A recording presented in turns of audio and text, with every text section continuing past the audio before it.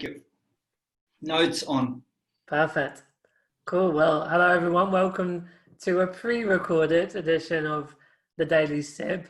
There's always the wonders of technology, and then when it doesn't quite work and play a game, we have to get a bit innovative and do it a different way, which is what we're going to be doing now instead. So obviously any questions that you've got, you can still type in the comments under the video, and Pankaj and I will keep an eye out for that once it's live. So another one of my favorite topics always is accessible tourism. As you know, I've done a lot of travels with my wheelchair, and I've worked on a lot of projects, not just with wheelchair users, but different disabilities and in different touristic situations. But this is a really cool one, a really exciting kind of innovative topic we're going to be looking at. So without further ado, I will welcome my guest. I've been practicing the pronunciation of his name, and I believe Pankaj is almost there. Thank you for That's doing right, Martin. And are you in, where are you sort of calling from today? Well, I'm in Kathmandu, Kathmandu, as you know, the capital city of Nepal. Yeah. 1,300 meter above sea level. And now it's pretty blue sky, though we are in the middle of monsoon. However, it's not really raining cats and dogs, you know, in the night or in the evening or morning, so we still have pretty good weather. Yeah, Brilliant. Thank you, Martin. No, thank you for having me. And you know, I said a few times on this show, there's people I've known a long time and almost know most of what they're going to talk about, but it's great to present their information to the world through this kind of media. But in our instance, we've known of each other and had some interactions online, but it's the first time we properly spoke. So I'm really going to be learning a lot about you and your story and everything you've done as the audience do, which is actually a really nice way to do it, I think. So yeah, I mean, as always with the Daily Sip, let's just be great to hear your backstory and a bit more about you, first of all. Thank you, Martin. Thank you for the invite. And I've been following you over all the social media, and of course I've been a big fan of your work. Congratulations for your on becoming an exceptional leader. Your book is doing so well, and it's really great to see that, yes, you did say everything is possible and you are making it possible, so that's commendable. Congratulations. Thank you for saying so. Who am I? Of course, I'm in tourism business, and we've been in business over 2 decades. So we have been catering to travelers primarily to the Himalaya.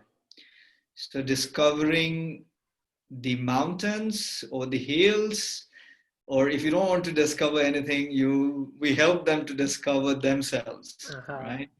So we've been engaging in variety of tourism activities. Generally speaking, whenever people think of Nepal, they think of mountains, and they come here for mountains, and they come back for its people. So we have got a good number of repeat clients, and so far the clients of Four Seasons Travel is concerned, we've been catering to cultural tourists and people with the mid-age and towards the retirement or elderly. And our focus has been into soft adventures and more of a cultural discoveries. There we have a variety of lines like educational tourism, leadership.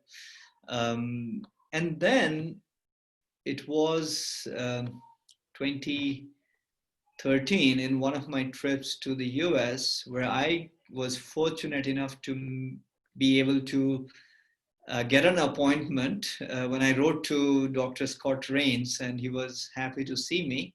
And we met in San Jose, Ed Roberts Center, and that was the beginning of a completely new chapter. What until that moment we thought was not possible. So going by your line, everything is possible. After meeting Scott and seeing him drive as you drive, he also drove himself, came to see me right on time.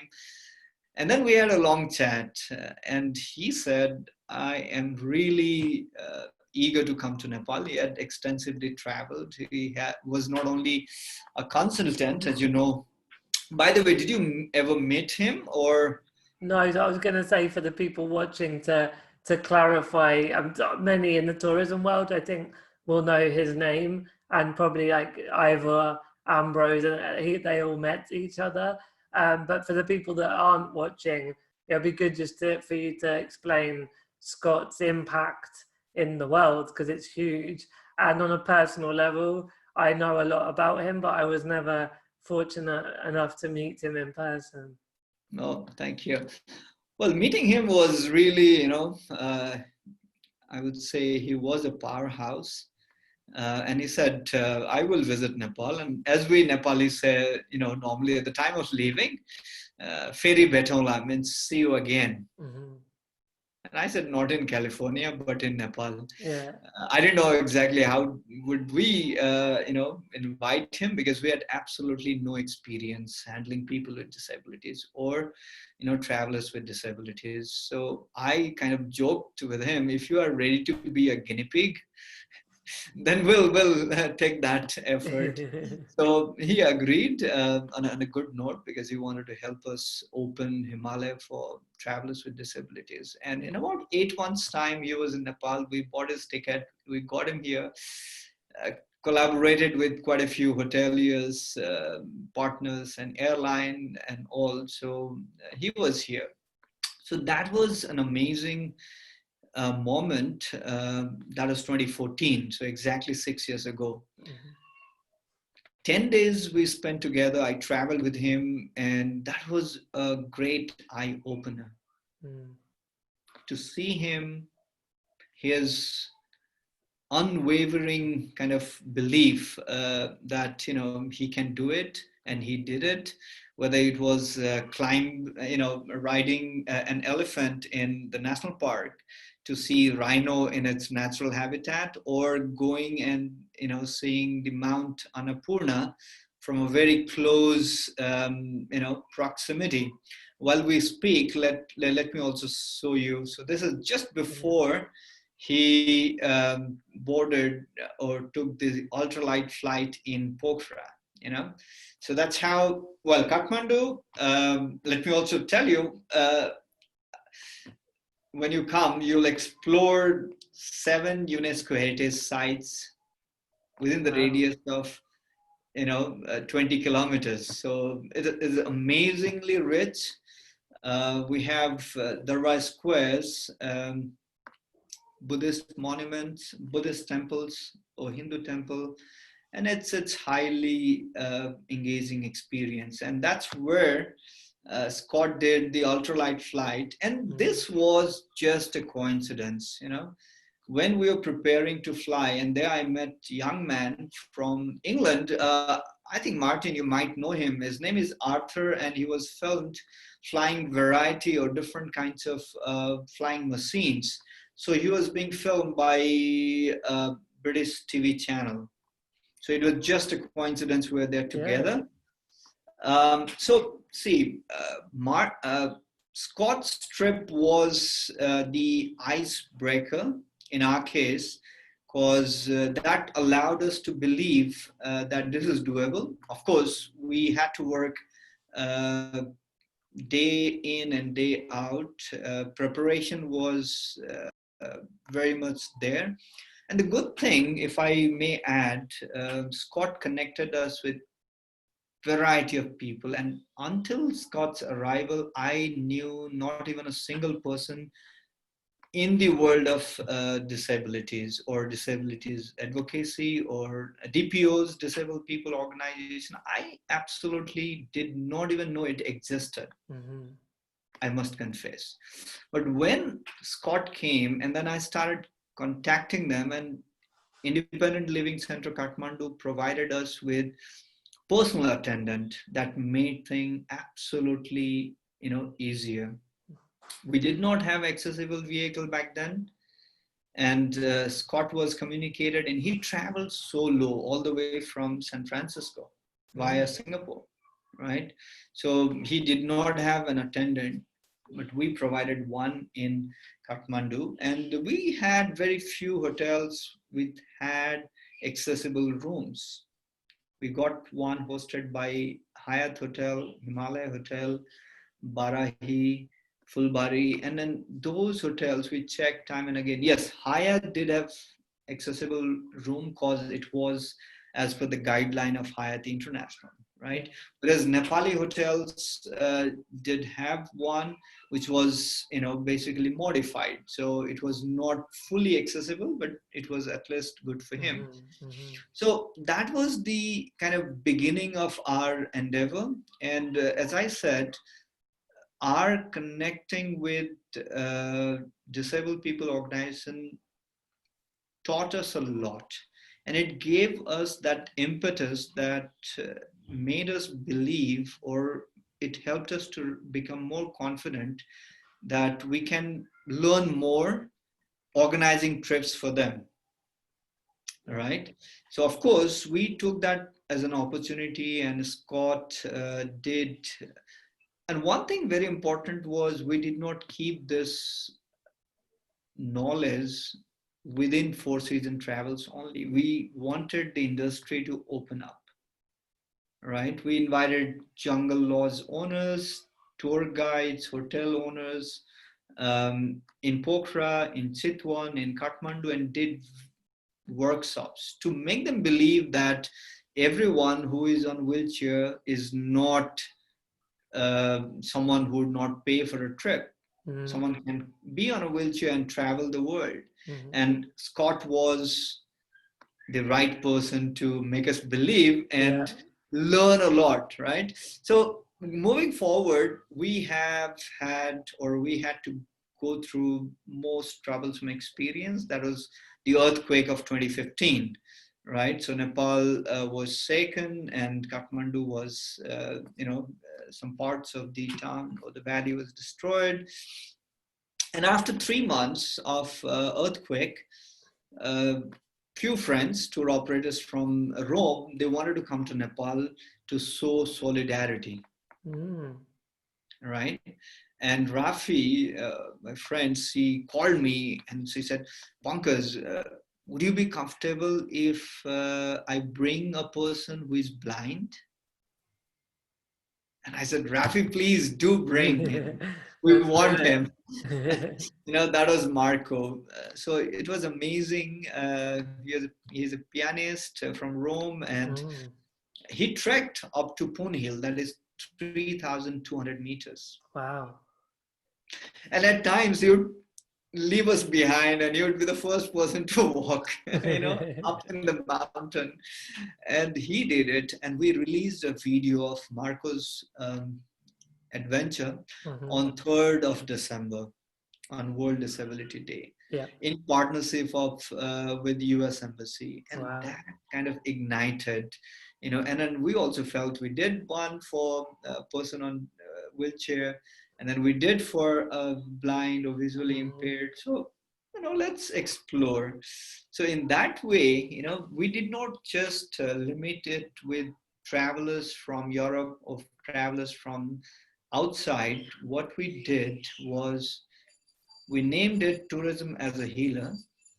As the earthquake happened, and then there was aftershocks. There were many aftershocks, and people were in makeshift camps. So there are about 60 people, friends with disabilities, who were in the makeshift camp, not in their homes, but outside in a big football ground.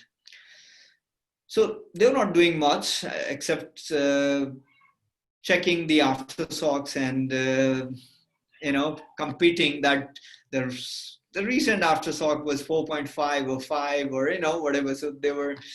So we thought, like, why not we take them out for an excursion? And we took them to a botanical garden, which is not far, only about 12 kilometers from the city, but most of them had never been there. And when we took them there, like the joy,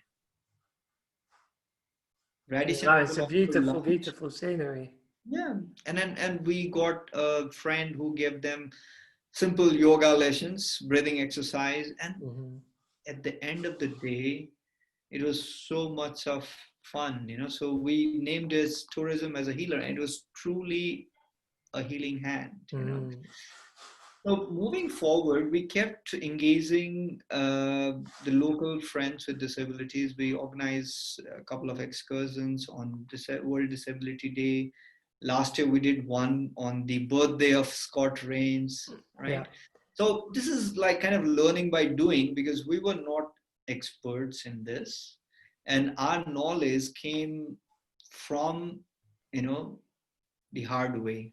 yeah. That is absolutely getting into the water and learning to swim, so that's what. And let me just add you here, um, as when we released the video of Marco on 3rd December 20, that is 15, with the partnership with US Embassy in Kathmandu. And there was a gentleman from Ohio, US, was a Nepali origin lawyer there, Mukesh Singh, and he said, I want to do this.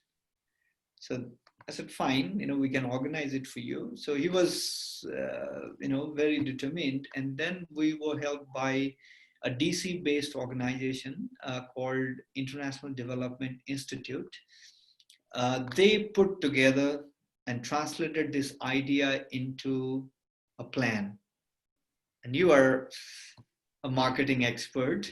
So from dream to, deciding to travel. So that was the moment. And of course they generated fund they got. So there was 5 people with disabilities, especially their disabilities were amputees. They were amputees, right?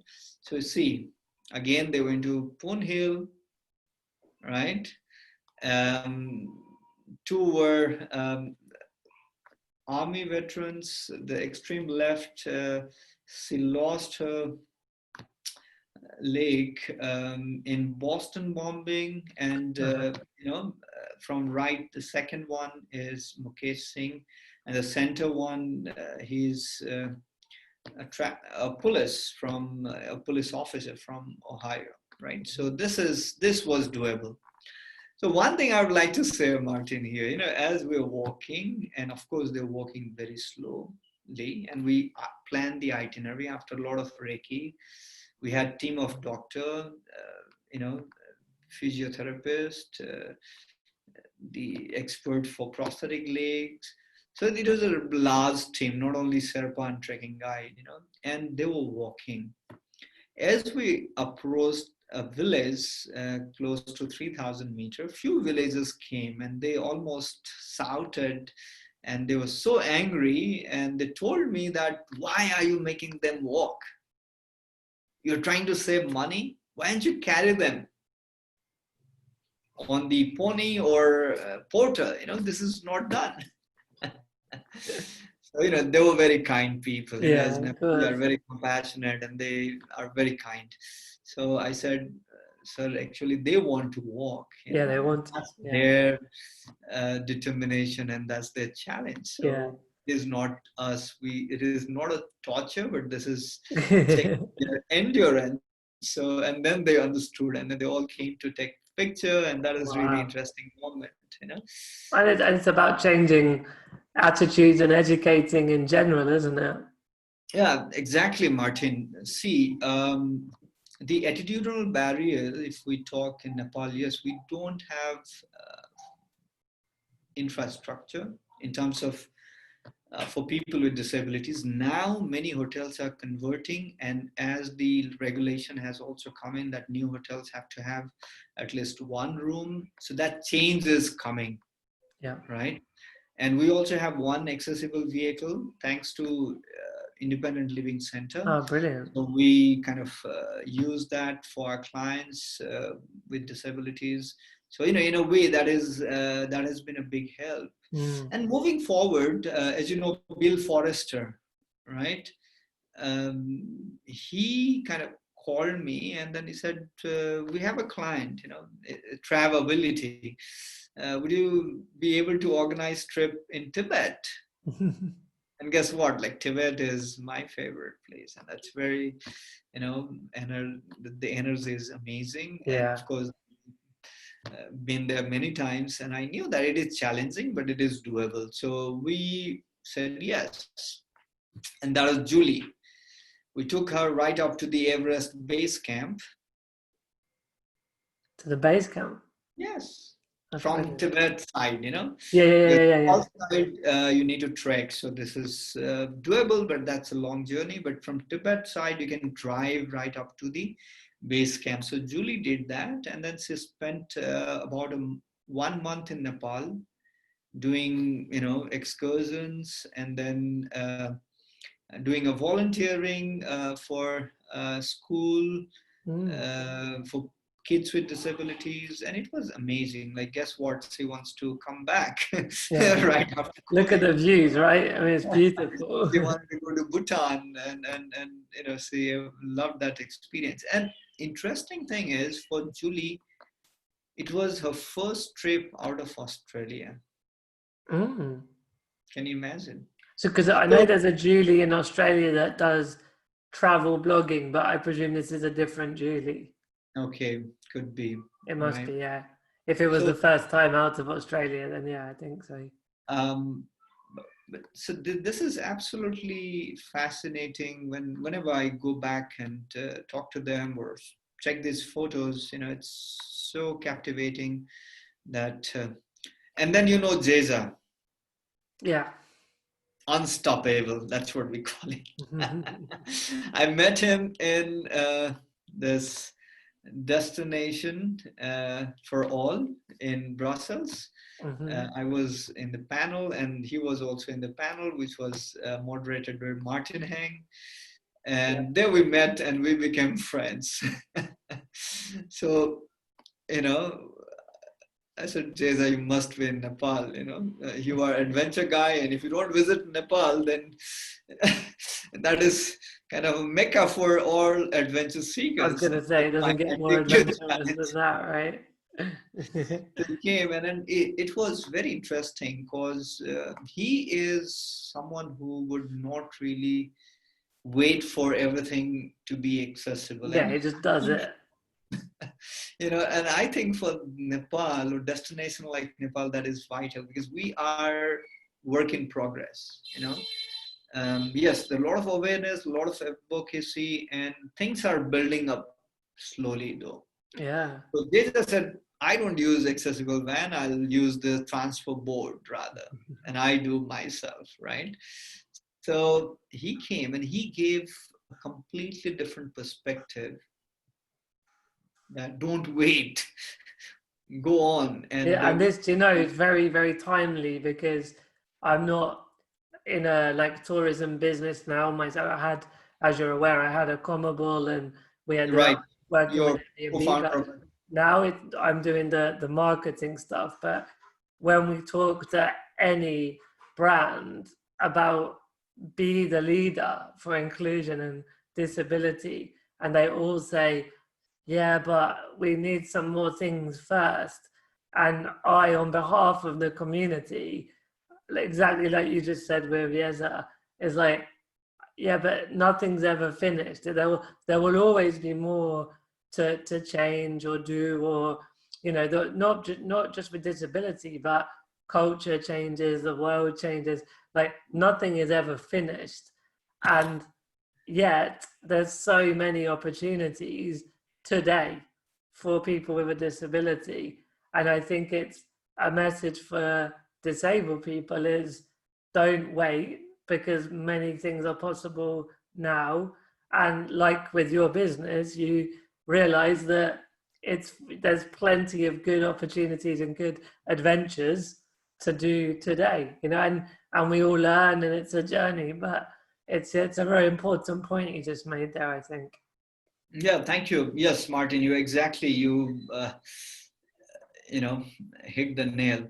So many people, we are ever grateful at Four Seasons and Destination Nepal. We're ever grateful to the visit of Scott. Though Yeah. he was not the first person with disability to visit Nepal. I mean, we don't really have a record, and we were not the Yes. first company to have catered to that segment. It was kind of fragmented, as and when there was a request, people would provide with limited, with their best capacity. We did provide service to for Nepal and Bhutan to a couple from Canada, where the gentleman was blind, Right. right? But it came through a tour operator, and we said, fine, let us learn, and we would provide that. That was back in 2011.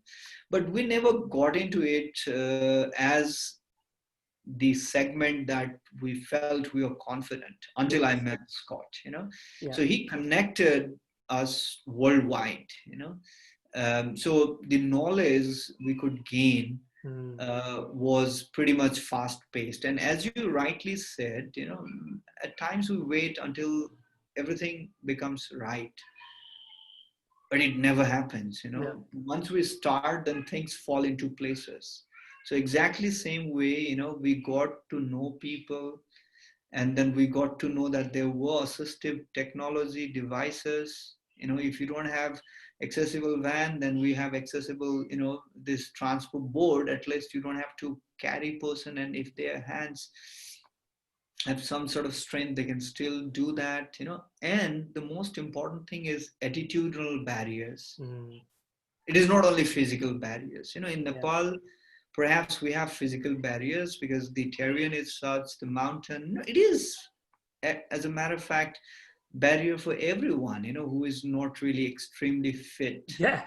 As I say, it's adventurous, right? Right? Yeah. So our experience and knowledge working for persons with disabilities, we could translate that catering in a lot better way for our elderly travelers. Mm.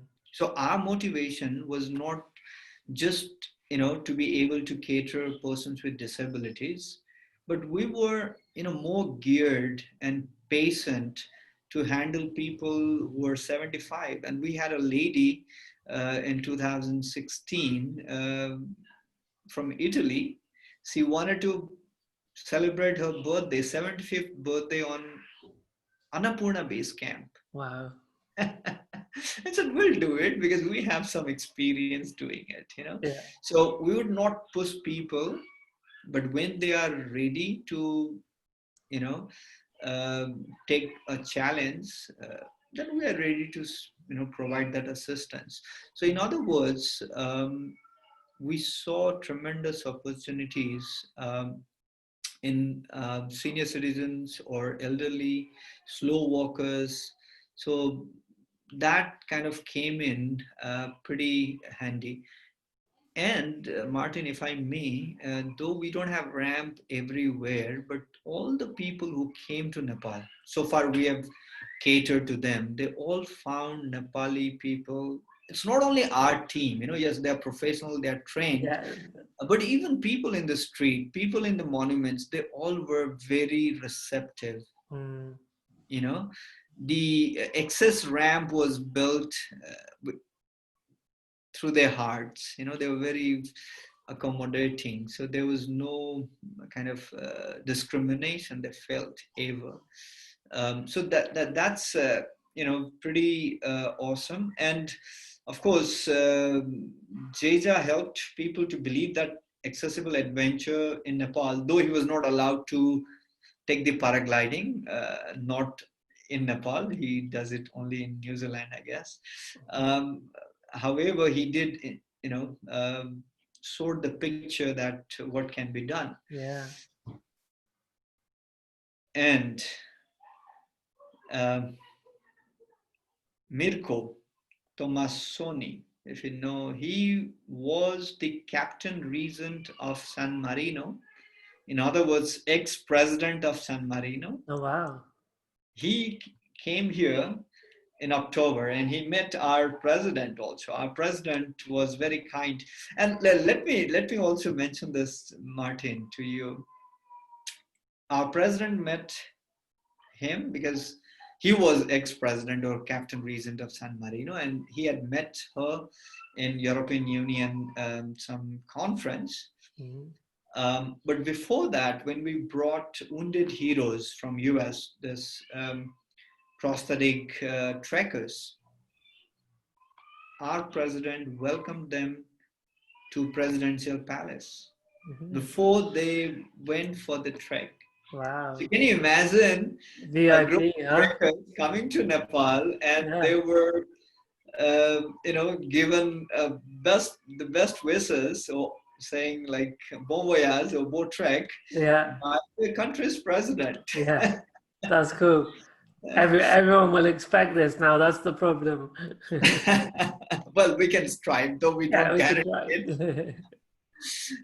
And here you can see in the right side there is a monastery, Buddhist monastery, Mhm. and that spiritual side of Nepal is something that is ingrained. Nepal, many people relate not just the birthplace of Lord Buddha, because Lumbini, his birthplace is in Nepal, bordering to India.